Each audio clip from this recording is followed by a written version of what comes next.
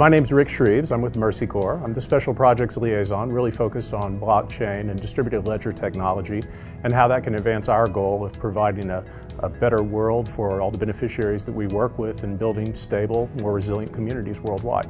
Mercy Corps is a global humanitarian aid and relief organization. We're powered by the belief that a better world is possible, and we're motivated by the desire to help communities build stable, resilient lifestyles. About half of the work that we do is related to relief, for example, working in refugee situations.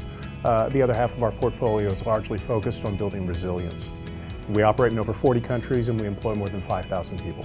Well, in May of this year, we published a white paper on distributed ledger technology for humanitarian aid and development. In that paper, we called for our sector to try to go forward together in the formulation of standards and best practices, and to really build a shared ecosystem that would let us leverage these incremental advantages that you see from the use of blockchain tech.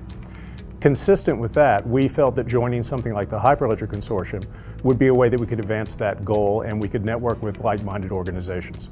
Well, we feel that Hyperledger does several things for us. One of them is it gives us access to talent. As you know, at this point in time in the entire fintech or distributed ledger space, more broadly speaking, having access to those skills is extremely difficult. It's very competitive.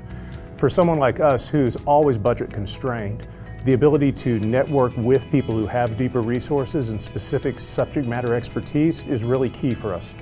Also, we have a huge education issue with trying to get our people and our program managers aware of what distributed ledger technology can do.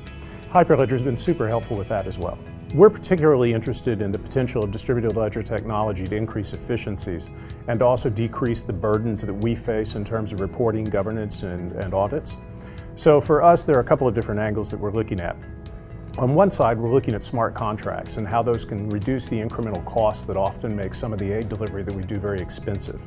In other areas, we're looking at how this can improve governance and transparency for the donors who actually support our causes. I think right now one of the largest barriers that we face is simply the level of awareness that exists. It's actually quite low. There's a tendency to equate blockchain technology with Bitcoin and cryptocurrencies. That's a battle that we fight all the time when we're trying to explain this tech and why it is advantageous for us to spend the time, effort, and energy to look at it. Also, with someone like an aid agency, where budget is absolutely key, there's a great deal of pressure to spend money on proven technologies.